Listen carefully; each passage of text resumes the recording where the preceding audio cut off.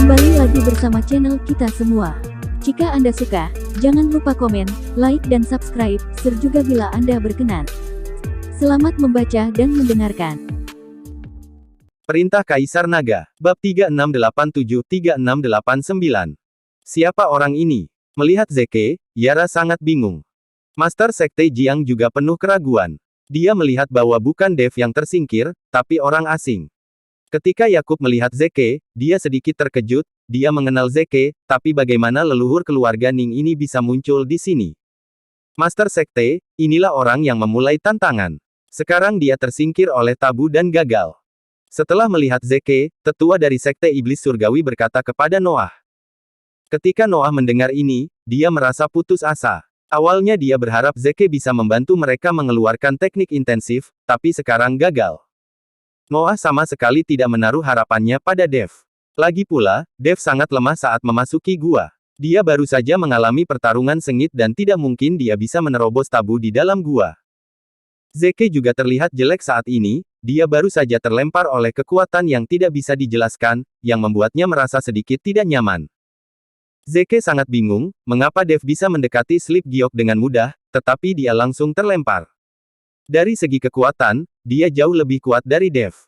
Zeke, yang bingung, berhenti memikirkannya. Bahkan jika dia tidak mendapatkan teknik intensif, dia masih harus mendapatkan batu iblis surgawi, jika tidak, dia tidak akan dapat membentuk kembali tubuh fisiknya. Nyatanya, jika dia ingin membentuk kembali tubuh fisiknya, dia harus mendapatkannya. Zeke melirik Master Sekte Jiang dan yang lainnya, tapi tidak berkata apa-apa, dia juga tidak mengenal orang-orang ini. Tapi Zeke mengenal tetua dari Sekte Iblis Surgawi, bagaimanapun juga, dialah yang membawanya ke sini. Jadi Zeke berjalan menuju tetua Sekte Iblis Surgawi. Rekan Taois, apakah kamu berhasil mendapatkan teknik intensif? Tetua dari Sekte Iblis Surgawi bertanya pada Zeke.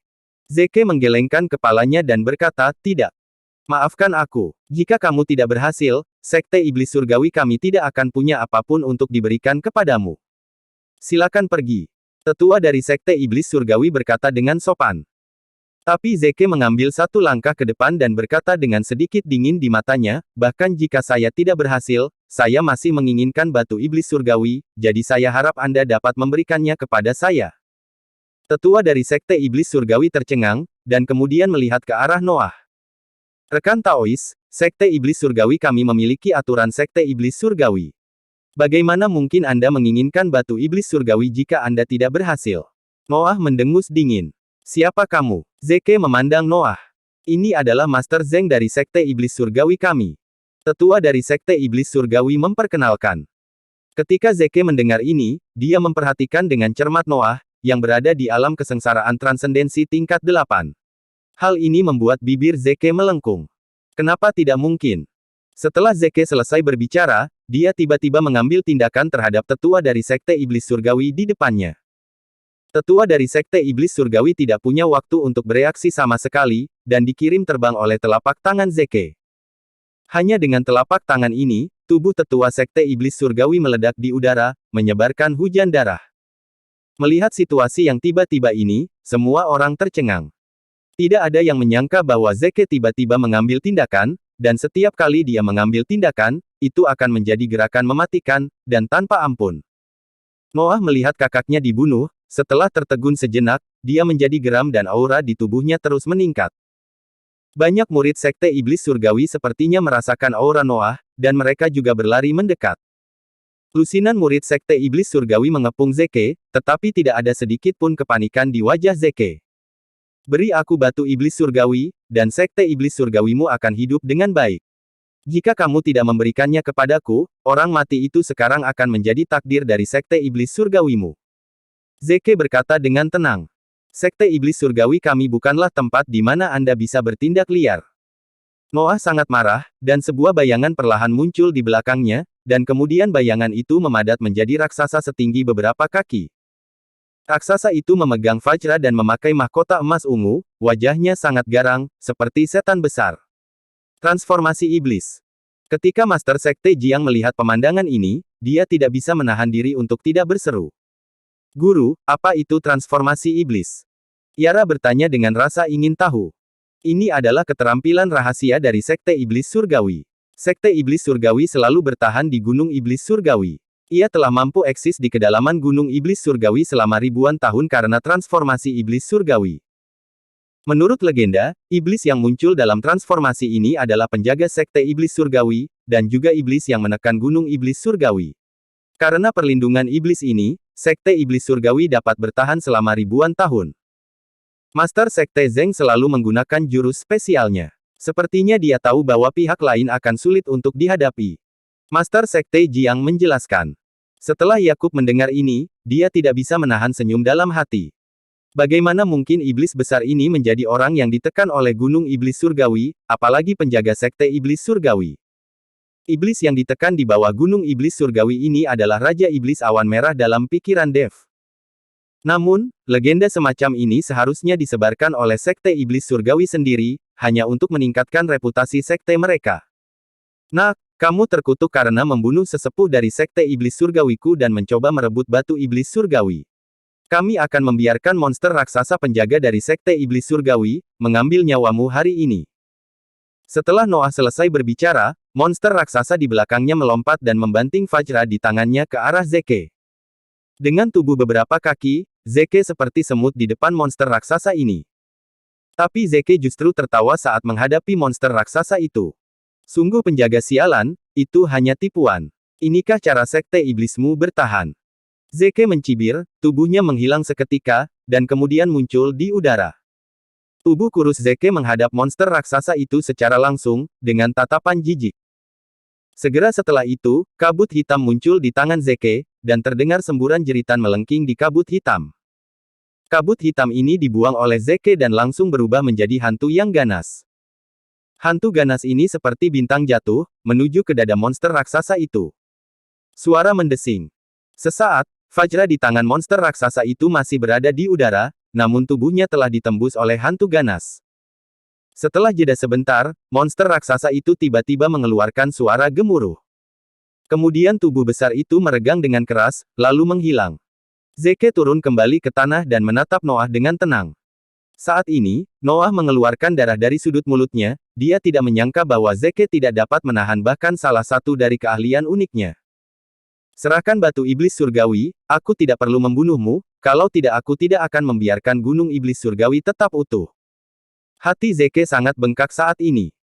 Jika dia tahu bahwa Sekte Iblis Surgawi hanya memiliki kemampuan ini, dia akan menggunakan kekuatan dari awal dan merebutnya secara langsung, jadi mengapa repot-repot mendapatkan keterampilan intensif? Kamu. Noah hendak menolak, tapi sosok Zeke tiba-tiba muncul di hadapannya.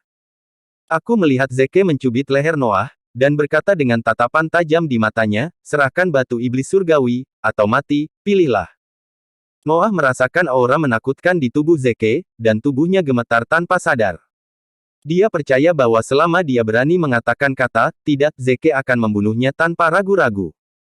Setelah ragu-ragu sejenak, Noah menghela nafas, lalu memerintahkan dengan keras, pergi dan ambil batu iblis surgawi. Atas perintah Noah, batu iblis surgawi segera dibawa. Ketika Zeke melihat batu iblis surgawi, dia tersenyum dan menyimpan batu iblis surgawi. Setelah melepaskan Noah, Zeke berbalik dan pergi. Sebelum memulihkan tubuhnya, Zeke tidak ingin membuat terlalu banyak musuh, jadi setelah mendapatkan batu iblis surgawi, Zeke benar-benar melepaskan Sekte Iblis Surgawi. Melihat Zeke mengambil satu-satunya batu iblis surgawi dari Sekte Iblis Surgawi, Master Sekte Jiang dan Yakub semuanya cemas, tetapi tidak ada yang berani menghentikannya. Lagi pula, dengan kekuatan mereka, tidak mungkin mereka bisa menghentikan Zeke. Dev, saat tubuhku pulih, aku akan mendatangimu lagi. Zeke melirik ke arah gua, dan sosoknya menghilang seketika. Dia tidak akan menunggu di sini sampai Dev keluar, dan kemudian mengikuti Dev dalam pertarungan hidup dan mati. Dia tidak sebodoh itu. Tujuan Zeke adalah mendapatkan batu iblis surgawi. Sekarang dia memiliki batu iblis surgawi, sisanya tidak penting. Adapun untuk membunuh Dev, akan ada banyak waktu ketika dia memulihkan tubuh fisiknya. Zeke, orang ini, memiliki pikiran yang sangat fleksibel, justru karena itulah dia berulang kali menimbulkan kesulitan besar bagi Dev. Setelah Zeke pergi, Noah menghela nafas tanpa daya. Dia tidak bertanggung jawab atas Dev di dalam gua, tetapi pergi bersama murid-murid Sekte Iblis Surgawi. Dia tahu bahwa mustahil bagi Dev untuk mengeluarkan keterampilan intensif. Terlebih lagi, sekarang satu-satunya batu iblis surgawi telah hilang, apa yang akan diambil oleh Sekte Iblis Surgawi sebagai hadiah di masa depan untuk menemukan seseorang untuk menggunakan teknik intensif. Segera, hanya Master Sekte Jiang dan yang lainnya yang tersisa di depan gua, menunggu Dev keluar. Tapi penantian ini hanya 1 hari 1 malam. Tuan, sudah lama sekali dan Tuan Chen masih belum keluar. Mungkinkah terjadi sesuatu di dalam? Yara berkata dengan sangat cemas. Master Sekte Jiang mengerutkan kening, dia tidak tahu apa yang terjadi pada Dev. Saya akan mencari Tuan Chen. Yakub tidak bisa menunggu lebih lama lagi. Dia ingin masuk untuk mencari Dev. Tidak peduli apakah Dev hidup atau mati, dia harus pergi dan melihat. Saudara Yan, kamu tidak bisa pergi. Dengan kekuatanmu, jika kamu masuk, kamu hanya mencari kematian. Yara menghentikan Yakub. Melihat ini, Giovanni di samping berkata dengan cepat, adik perempuan, jika dia ingin masuk dan melihat, biarkan saja dia pergi.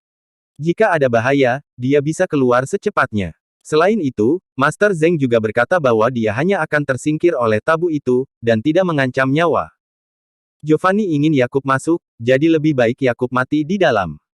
Kalau begitu kenapa kamu tidak masuk dan melihat-lihat? Yara memandang Giovanni dan berkata dengan marah. Giovanni terdiam dan tidak tahu harus menjawab apa. Pada saat ini, warna langit dan bumi tiba-tiba berubah, dan sejumlah besar awan hitam datang dari kejauhan. Perubahan mendadak ini mengejutkan Master Sekte Jiang dan yang lainnya. Saya pikir ada Master yang datang. Tetapi ketika awan hitam berkumpul di atas kepalanya, Master Sekte Jiang menyadari bahwa ini adalah awan kesengsaraan guntur. Awan kesengsaraan guntur menutupi seluruh Sekte Iblis Surgawi, dan di dalam awan kesengsaraan guntur, seseorang dapat dengan jelas melihat sambaran petir yang menyambar. Siapa di Sekte Iblis Surgawi yang mencoba menerobos? Apakah itu Master Zeng? Master Sekte Jiang memandangi awan guntur yang gelap dan bertanya dengan bingung.